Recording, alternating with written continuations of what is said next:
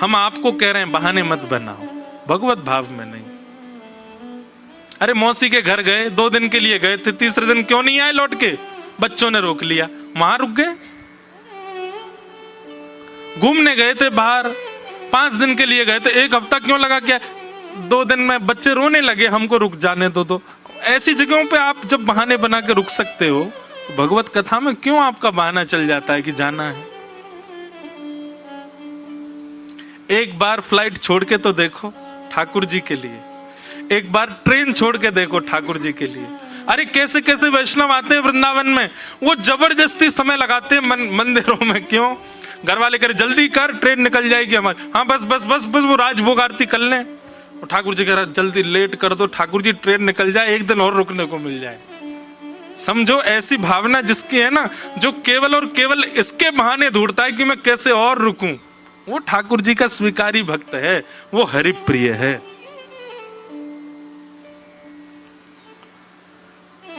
जितना सोचा है उतना ही किया ठाकुर जी के भजन में। जितनी अवधि सोची, जितना समय सोचा, जितना धन सोचा, जितना जो भी आपने जितना सोचा उतना ही किया, उससे 1% भी ज्यादा नहीं किया, तो अभी हरिप्रिय नहीं बने आप। लेकिन जितना सोचा उसके अधिक कर आए हो। लाल जी ने उंगली पकड़ रखी है आपकी, इसलिए अधिक हो रहा है।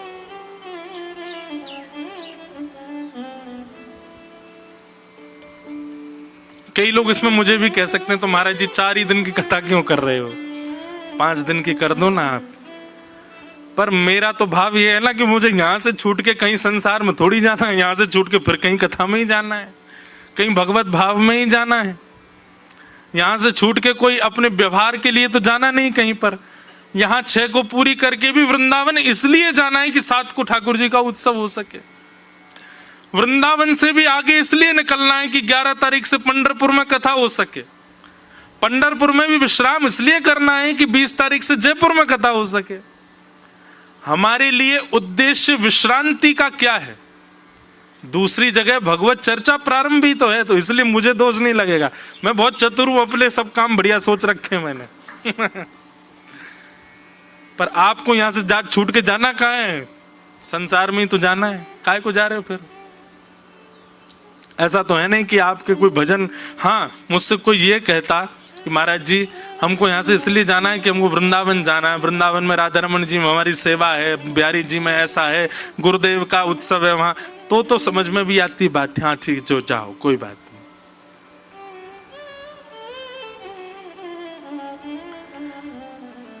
हमको विदेश से 6 अगस्त को आना था लौट करके, पर जब हमारे आहूजा परिवार का यही बनना था, कब होगी कथा, कब होगी कथा, कब होगी कथा। अक्टूबर का समय जो था वो भी नहीं हो पा रहा था, तो फिर विदेश का टिकट बन चुकी थी, 6 अगस्त को हमको पहुंचना था वापस। वो कैंसिल करा के 1 तारीख को आए ताकि यहां पर सत्संग कर सके, यहां पर आप सबके मध्य में भगवत भाव हो सके।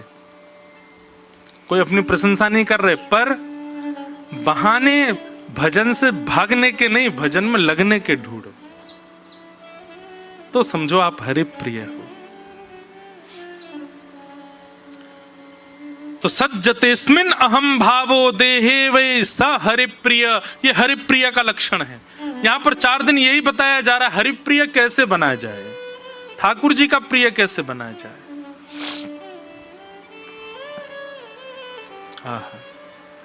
अब यहां पर तीसरा लक्षण बताया, चौथा लक्षण बताया जा रहा है हरिप्रिय का, कि न यस्य स्वपर इति वित्ते स्वात्मनि वाभिदा सर्वभूतस्मः शान्ता स वै भागवतोत्तम। कठिन है पर अच्छा है। न यस्य स्वपर इति, ये मेरा है और ये उसका है, ये पर है, ये स्व है, ऐसी भावना जिसके चित्त में नहीं है। सब ठाकुर जी, सबई भूमि गोपाल की, सबई भाव गोपाल के, सबई जन गोपाल के, ऐसी भावना जिसके चित्त में है। न यस्य स्वपर इति, पराई और अपनी की भावना जिसके चित्त में नहीं है वो हरिप्रिय है, जो सबको ठाकुर जी का भाव मानता है। कोई अत्यंत दोषी व्यक्ति है, संसार उसके आपके पास आकर के निंदा कर रहा है, अरे ये तो बड़ा बेकार है, ये तो ऐसा है, ये तो वैसा है। आपकी दृष्टि में उसकी निंदा सुनते हुए भी जब आप उसको देखो तो देखते समय यही भाव आ रहा है कि ये भी बनाया तो राधारमण जी नहीं है, भले ही वो अत्यंत दोष युक्त है तो ठाकुर जी के द्वारा निर्मित। ठाकुर जी ने संसार की किसी भूमिका को कराने के लिए इसका निर्माण किया है। जब आप संसारी व्यक्ति को देखते हैं, वो व्यसन भी करता है, मांस भक्षण भी करता है, अत्यंत दूषित व्यक्ति है।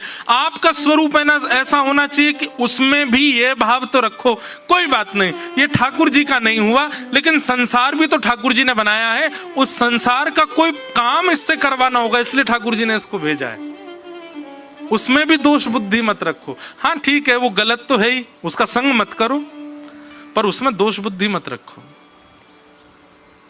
कहां तक कहें भैया, अगर आप पूर्ण हरिप्रिय बन गए ना, कोई धुआं उड़ा रहा है तो दूर से देखने में आपको वो भी ऐसे लगे ये भी गोपाल जी ने ही बनाया है।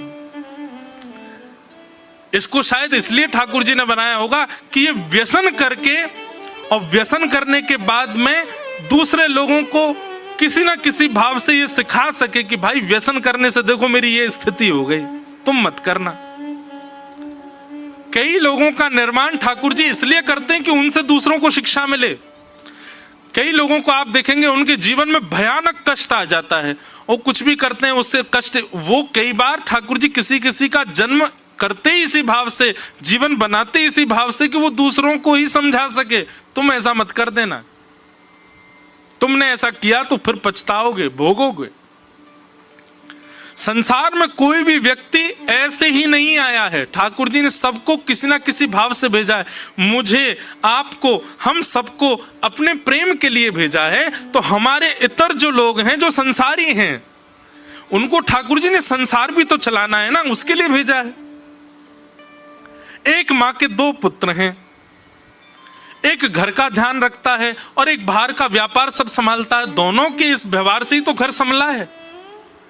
ऐसे ही भगवान के हम सब पुत्र हैं, हम सबको तो ठाकुर जी ने अपने प्रेम के लिए बनाया है, पर संसारी लोग जो हैं उनका निर्माण ठाकुर जी ने इसलिए किया संसार भी तो चले।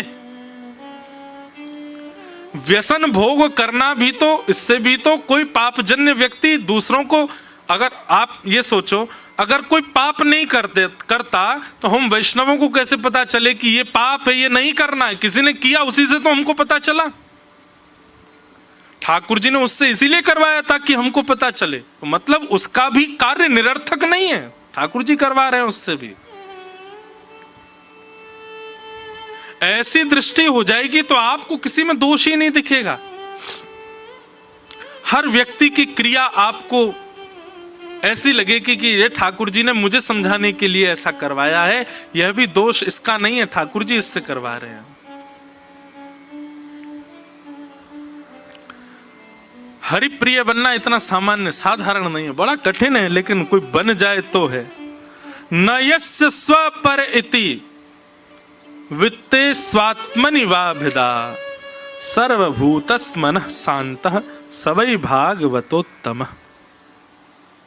उत्तम भागवत का लक्षण है, पराया और अपने के भाव नहीं रखता है, सब में सम बुद्धि रखता है, सब ठाकुर जी का है इसी भाव से रखता है। यह हरिप्रिय का उत्तम भागवत का लक्षण है। इस प्रकार के ये उत्तम भागवत के लक्षण यहां पर बताए गए हैं। इनका पालन जो करे वो श्रेष्ठ है। तो इस प्रकार उत्तम भागवतों के लक्षण बताए गए हैं। आगे राजा निमि ने दूसरा प्रश्न किया, तीसरा प्रश्न किया। अभी तक कितने प्रश्न हो गए? 1 2 3। पहला प्रश्न भागवत धर्म क्या है, दूसरा प्रश्न भगवान का प्रिय कौन है, और तीसरा प्रश्न अब राजा निमि क्या कर रहे हैं कि परस्य विष्णोरिशस्य परस्य विष्णोरिशस्य